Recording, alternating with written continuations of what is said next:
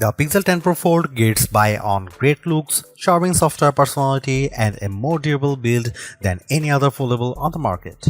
Too bad about those cameras, and it's not going to be a cheap honeymoon with this foldable tablet, but great software and new magnetic charging features save the day. The Google Pixel 10 Pro Fold is a phenomenal smartphone and one of the best foldable phones you can buy, but after reviewing the phone for a week I was left wanting more or maybe less. Big tablet foldable phones still have a hard time to justifying their mountain peak prices, and while I love Google's latest Pixel 10 family as a foldable phone, it just doesn't offer enough extra appeal to justify paying so much more for the privilege of a Google tablet inside. Before I talk about what I like or dislike about the Pixel 10 Pro Fold, I need to get the price out of the way because this is one of the most expensive phones you can buy, and it's even more expensive than most laptop computers. It gives you an outer display that is nearly the same as the display on the Pixel 10, but the new Pro Fold costs $1,799 US, which is $950 more than the Pixel 10 Pro. How could a foldable phone possibly justify costing twice as much as the flat phone from which it evolves? You can buy a Pixel 10 Pro and two iPad mini tablets for the same price as a Pixel 10 Pro Fold. If the Fold is going to be worth the high cost, it needs to be special.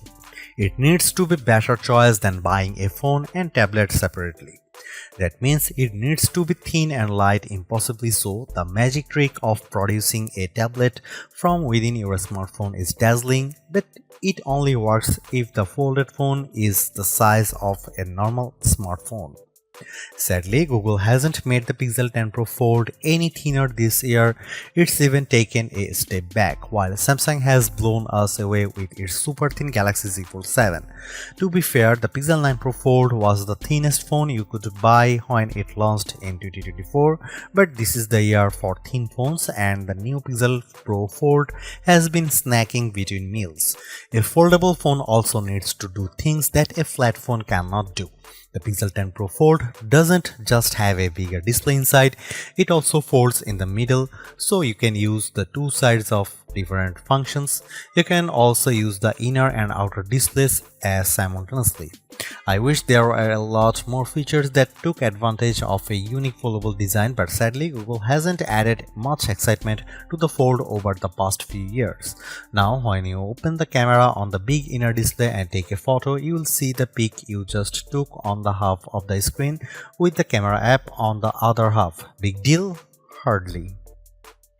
There is nothing the Pixel 10 Pro Fold lacks, nothing missing that I loved on the Pixel 10 Pro. The flat Pixel Pro phone is one of the best you can buy, but without adding standout features that take advantage and justify the cost of the folding display, the Pixel 10 Pro Fold is much harder to recommend than its flat siblings. If you are settled on a foldable tablet, there are only two phones worth considering: the Pixel 10 Pro Fold and the Samsung Galaxy Z Fold 7. I have both of these phones, and the differences are more interesting than I imagined. The Galaxy Z Fold 7 is technically superior in many ways. It's faster and has much better cameras than the Pixel 10 Pro Fold, but Google has some distinct advantages that are firsts for a foldable of this size. Foremost is the IP68 rating, which means the phone won't be destroyed by dust and sand. I don't know how Google did it, but the new hinge is more tightly sealed than ever before, and that means you can take the Pixel 10 Pro Fold to more places than the Samsung Galaxy Z Fold 7. Google also includes its new PixelSnap magnetic charging on the Pixel 10 Pro Fold, which opens a world of accessories including charging stands, wallet cases, and magnetic tripods. That also means my Pro Fold fit neatly into my world of iPhone MagSafe charging and accessories. The Galaxy can't do that. Finally, my disappointment over the lack of big screen features aside, the Pixel 10 Pro Fold is much more attractive and comfortable to hold than other big foldable phones like the Galaxy Z Fold 7. It keeps most of the Pixel 10 family design a winning look that Google refined this year and offers more durability and better battery life instead of shaving off another millimeter. I would recommend the Pixel 10 Pro Fold over other foldable tablets like the Z Fold 7 because I like those priorities, durability and battery life, and because Google's version of Android remains the most polished and friendly on any phone, foldable or flat. Still, despite its advancements, the Pixel 10 Pro Fold struggles to justify the premium price for its unique form factor, making the more affordable and traditional Pixel 10 Pro a better choice for anyone who doesn't have money to burn. The Pixel 10 Pro Fold is the most expensive phone you can buy from Google. It keeps the same price as last year's 9 Pro Fold, while Samsung raised the price on the Galaxy Z Fold 7, making the latter the most expensive smartphone you can buy. This is the third Pixel Fold, but that sticker price is no less shocking. You can get a Pixel 10 Pro Fold and iPad mini with a cellular connection for the same cost and still have hundreds left in your bank account. It is really so convenient to have both devices in one. Yes, but not twice the price convenient, that's certainly not more than that. Of course, most people won't pay full price, and I'm seeing carrier deals that will drop the Pixel 10 Pro Fold to around $25 per month in the US if you sign a 3-year contract. Google is promising 7 years of Android OS updates and security patches, but I'm sure this phone will feel aged in 3 years considering the super thin new phones just hitting the market. In the past, I might have been more forgiving of subpar image quality from a foldable phone, but Samsung had to destroy expectations by slapping its full-grown 200 megapixel sensor on the Galaxy Z Fold 7. So now I want my $1,800 phones to have a good camera. Is that so wrong? The Pixel 10 Pro Fold camera is fine, but it isn't very good. Google is using the same sensors as last year, and that's not necessarily a bad thing. Apple famously uses the same Sony sensors for years on its iPhone models, and with experience, its camera developers continually refine the images you get from those cameras. That's not the case with the Pixel 10 Pro Fold.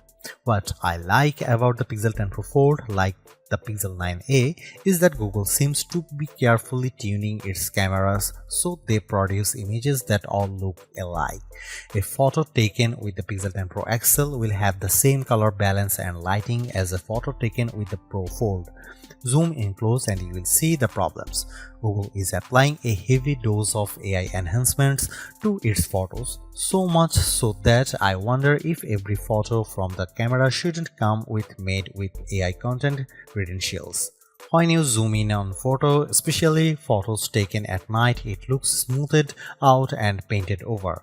On the phone screen, images look clearer when taken with the Pixel Fold versus other foldable phones like the Galaxy Z Fold 7. When you zoom in, however, that clarity starts to look artificial. If you don't need the absolute best photos from your smartphone camera, the Pixel 10 Pro Fold has a fascinating new pixel feature that could make you a better all-around photographer. When you have your shot lined up, instead of pressing the shutter, press the camera coach button and Google will use its AI to analyze your photo and offer advice. I don't mean simple advice either, like use portrait mode. Rather, camera coach is an AI instructor. First, it gives you 3 or 4 suggested themes for your phones. Then, it takes you step by step through the shot. It highlights the right camera mode to select and it tells you where to move for the best angle. In the end, it really did help me take better photos if I was willing to take the time to walk through the steps. Camera Coach is one of Google's newest and most advanced AI features. Sometimes it simply would not load, complaining of bad network problems, even though I had a few bars. Other times I just got a generic error. When it did work, Camera Coach was impressively astute and it produced interesting results. So I'm willing to be patient and hope this feature improves over the next few updates.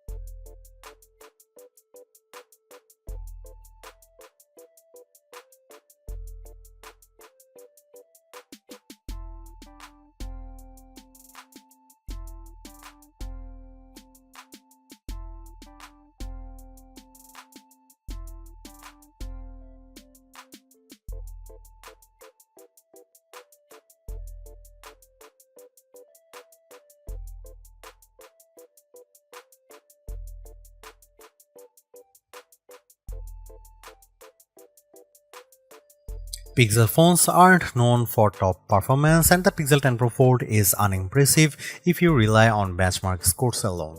In my real-world testing, I found the Pro Fold to be smooth and responsive, especially when switching apps back and forth between the outer and inner displays. That doesn't mean that weren't hiccups. Google's biggest performance offense is letting the camera lag. If you have too many features enabled, the camera shutter button will stop working between one photo and the next while the photo thinks about things. It happened fewer times on the Pixel 10 Pro Fold than on the Pixel 10 Pro, but that's probably because the Fold doesn't have as many megapixels to count. I also saw things slow down considerably when I tried to use the new AI features. Perhaps someday these AI tools will be a natural extension of the Android OS. But for now, every time I used one of the more advanced AI features, it felt like an event. An event with a line out front and bouncer who has to check my name off a list. I can't blame the network because I had plenty of bars on AT&T and the phone performed admirably on my new Wi-Fi 7 network. As more of these AI tasks are handled on the phone itself, hopefully we'll see those response times improve.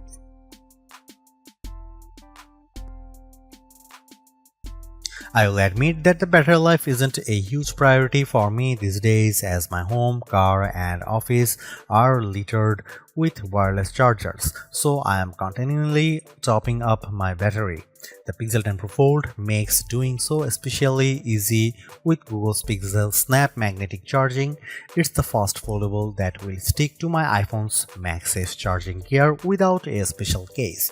Magnets aside, battery life wasn't terrible, but a smaller battery is the second sacrifice every foldable tablet makes after the cameras. Well, a smaller battery than you'd want on a 8-inch tablet. The Pixel 10 Pro Fold actually packs a capacity of around 5015 mAh battery, which is a bigger battery, but having two displays will drain the juice quickly.